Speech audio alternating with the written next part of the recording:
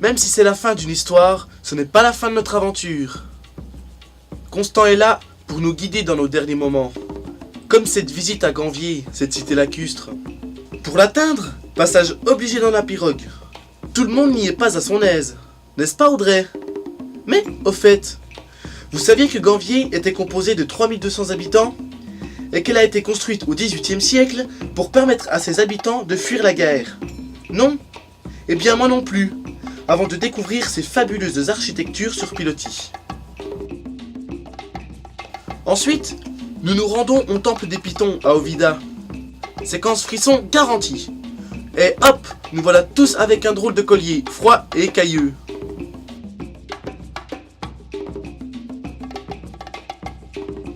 À la sortie du temple, commence la route des esclaves. Constant nous raconte de manière émouvante leurs conditions de vie du passé. Au bout de cette route, il y a la porte de non-retour. C'est le dernier passage avant un long trajet en bateau. Et c'est sur cette dernière image du pays qu'ils le quittent en sachant qu'ils n'y reviendront pas. Arrêt ensuite au mémorial du retour. Enfin, Constant nous accompagne au centre d'artisanat de Cotonou, lieu d'encouragement et de promotion de l'artisanat béninois. Il nous y fait des affaires et on a même pris un cours de djembé avec Christian et Régis.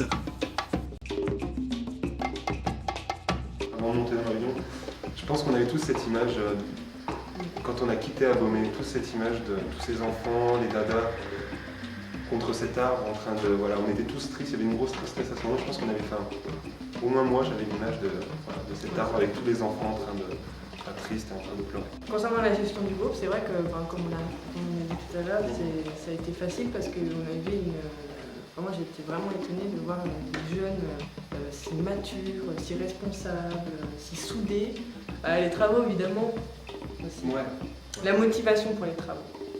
Ça c'était chouette, de ne pas devoir réveiller et re-réveiller les gens parce qu'il fallait se lever pour aller bosser. C'est que hop, le réveil sonnait, hop, on est reparti, on prend le petit-déj, on traîne pas, hop, à telle heure on est sur les lieux, il n'y a pas de mais machin n'est pas arrivé, tout le monde était motivé.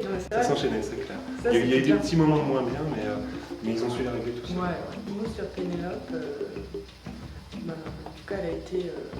Elle a été là tout le temps dans le voyage. Elle était tout le temps là parce que tout le travail qu'elle avait fait en amont avec Anthony, voilà, que si tout était facile comme ça, c'était grâce à elle, qu'à chaque moment qu'on vivait, puis on pensait à elle, souvent, au moins tous les jours, on entendait quelqu'un qui parlait d'elle ou qui disait allez, t'as une petite pensée à Penny ou je sais pas quoi. Enfin, il y avait toujours une référence à Pénélope et puis ce fameux cahier qui permettait d'écrire pour elle. De marquer sur une page des moments précis. Peut-être que ça les a fait relativiser par rapport aux pays pauvres. C'est vrai que souvent on dit les pays du tiers-monde, les pauvres ils n'ont pas de chance. Sauf que là on se demande qui est les plus malheureux finalement. Est-ce qu'on s'est rendu compte de l'amour, du partage, des relations simples. La cohésion qu'il y a en Afrique, les gens se saluent, les gens s'aiment, les gens s'entraident. Et c'est vrai qu'effectivement, ils n'ont pas d'argent, ils vivent avec rien, ils survivent. Mais est-ce qu'ils n'ont pas finalement l'essentiel que nous on a oublié? Puis j'espère que ça leur a aussi apporté l'envie de repartir. D'aller visiter d'autres cultures, peut-être de repartir en Afrique, mais repartir ailleurs. Il faut espérer ça. Et voilà, déjà notre dernière journée béninoise. Levé le matin avec de la mélancolie. Préparation des sacs pour le retour et direction aéroport pour enregistrer nos bagages. Tout est calme, avec l'envie de rentrer et en même temps l'envie de rester. Beaucoup de questions sans réponse nous traversent l'esprit.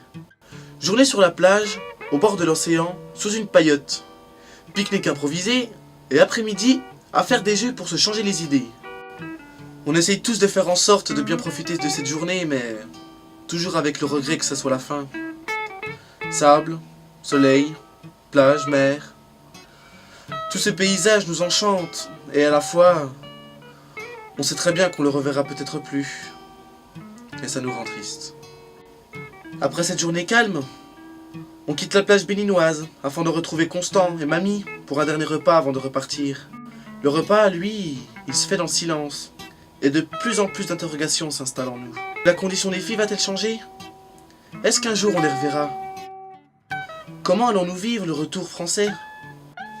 Et à la fin du repas, ce bus, qui nous a tant conduits pendant notre séjour, nous ramène pour un dernier voyage, case départ à l'aéroport. Et c'est les larmes aux yeux que nous disons adieu à Mamie et Constant, qui nous ont beaucoup appris sur l'histoire béninoise, comme sur la vie en elle-même. Il est 23h30 et nous rentrons dans l'avion. Nous savons que ces 3 semaines ne sont plus qu'un souvenir gravé dans nos mémoires. Malgré la nostalgie au fond de chacun d'entre nous, une petite flamme brille. Le goût de la découverte et de la solidarité est en nous.